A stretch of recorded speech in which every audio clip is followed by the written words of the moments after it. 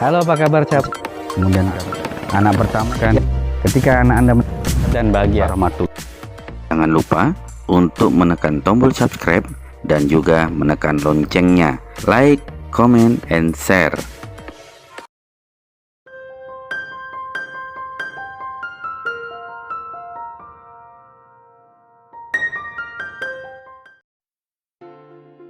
Assalamualaikum warahmatullahi wabarakatuh. Apa kabar sahabat semua? Semoga selalu sehat dan bahagia.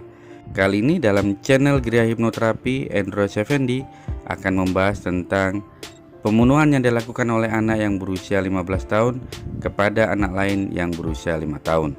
Warga negara plus 62 kembali dibuat merinding sekaligus geleng-geleng kepala ketika mendapati berita seorang gadis yang berusia 15 tahun tega melakukan pembunuhan kepada anak lain yang berusia 5 tahun. Yang lebih mengejutkan, saat ditanya penegak hukum, gadis ini malah mengaku puas setelah melakukan pembunuhan. Dalam pemberitaan yang beredar dikatakan gadis ini berani melakukan pembunuhan karena terinspirasi dengan adegan film, apalagi pelaku suka dengan hal-hal berbau horor atau mistis. Lantas bagaimana hal ini jika dikaji dari sisi ilmu teknologi pikiran? Izinkan, saya akan mencoba melakukan analisa dari 3 hal besar. Yang pertama adalah baterai kasih sayang. Penyebab pertama yang menjadikan anak memiliki perilaku tidak biasa adalah kurang penuhnya baterai kasih sayang. Gadis pelaku pembunuhan ini, kita sebut saja namanya sebagai Melati, boleh jadi selama ini tidak mendapat pasokan kasih sayang secara utuh dari kedua orang tuanya. Ibarat handphone, anak juga harus rutin diisi baterai kasih sayangnya. Yang wajib mengisi baterai kasih sayang adalah kedua orang tuanya, ayah dan ibunya. Keduanya harus rutin mengisi secara proporsional. Ada 5 cara mengisi baterai kasih sayang. Ini sesuai dengan teori Gary Chapman seperti yang dituliskan dalam buku 5 Love Language. Pertama, pujian, yaitu memberikan pujian tulus kepada anak Anda. Kedua, sentuhan. Anak membutuhkan sentuhan agar baterai kasih sayangnya terlalu terisi. Ketiga, pelayanan.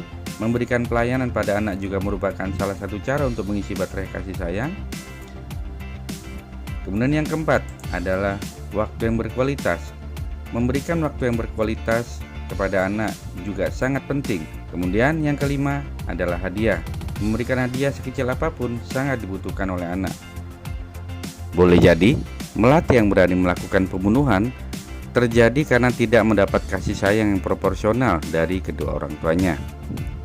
Penyebab kedua adalah ego personality. Di setiap manusia memiliki ego personality atau bagian diri yang berbeda-beda. Ada yang menyebut sebagai kepribadian ganda atau banyak kepribadian. Supaya mudah, saya sebut di sini sebagai EP, singkatan dari ego personality. Dari barang bukti yang ditunjukkan polisi, misalnya dari gambar yang dibuat Melati, seolah menunjukkan bahwa gadis ini sedang dalam kesedihan, serta kurang perhatian dan kasih sayang dari kedua orang tuanya.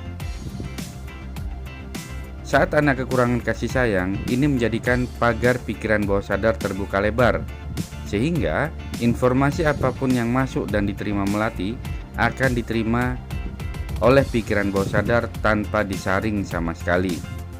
Dalam kondisi seperti ini, dan ketika Melati juga membaca, melihat film horor atau mistis, maka secara tidak disadari Melati sudah menciptakan sebuah kepribadian baru yang menyenangi hal-hal seperti ini.